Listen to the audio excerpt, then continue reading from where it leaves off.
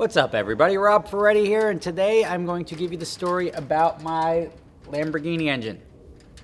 Why am I doing that in front of my Corvalac? No, it's not even a Corvalac. It's like a Cadillac Roadster. Because it's inside. This is now a parts car, which is nice. Since I'm occupying space at Cosmos, I said I could use my car to run parts. But this is my Lambo engine. Why is it my Lambo engine? What's the story behind it? Well, I had a Lambo engine that I built and I was going to sell. But this engine was bought by Gotham Dream Cars. And we had a Gallardo, popped a motor. The going rate at the time was $30,000. We went through one of the resellers that warranted it, and we bought a $30,000 rebuilt Gallardo motor. Put it in, prepped it, turned the key. Within several seconds, 3 seconds, 5 seconds, whatever it was, locked up. It's not good. And here you could see why. Now, if you look inside the cylinder, we tore the engine down to find out why it stopped working. And the piston rings, in at least this cylinder, dug right into the wall and froze up effectively. There was, and I think that was the only one where there was contact. But you can clearly see, and there's a little scoring in the one cylinder over there. But this is clearly the reason it locked up, is that it dug right into the side. So what happens? You buy a $30,000 motor that starts for 5 seconds with a warranty, you send it back. They wouldn't just acknowledge, they wouldn't use an independent party.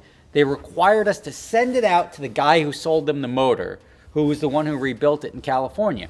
Shipped the entire car, as is, parts, everything. And I'm like, I don't want to do that because I know what happens with mechanics. They're going to blame us. They're going to say we did something wrong. Send it out, sure enough. Oh, yeah, you didn't clean the oil filter well enough, or whatever the BS logic was.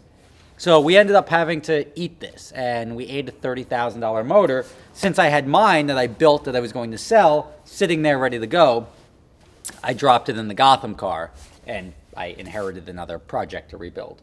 So that's the story behind why I have this motor. Now to fix this, it's going to be a process, and I'll keep you back in the loop. We're going to re-sleeve at least this cylinder, machine everything. I've got the rest of the parts in the trunk, the crank, all that. These are the heads. The heads are good, but literally everything was machined, balanced, ready to go, put together in the car, ran for 3 seconds, took it apart, and now we have to do the whole process over again. So that sucks. I know a lot of people are going to scream, why don't you sue the place? Suing people is a pain in the butt.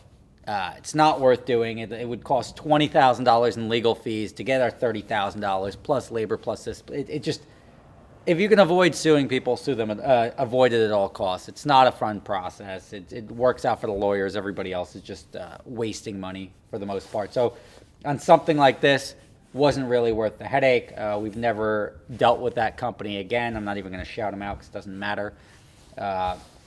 But that's the story as to why I have this Lambo engine. The reason why it's in this car is because obviously I'm no longer in the Gotham warehouse, which is where my engine was. And the project will begin soon. And if you need a Lambo motor, if you want it as is, I'll happily sell it to you and let you do it.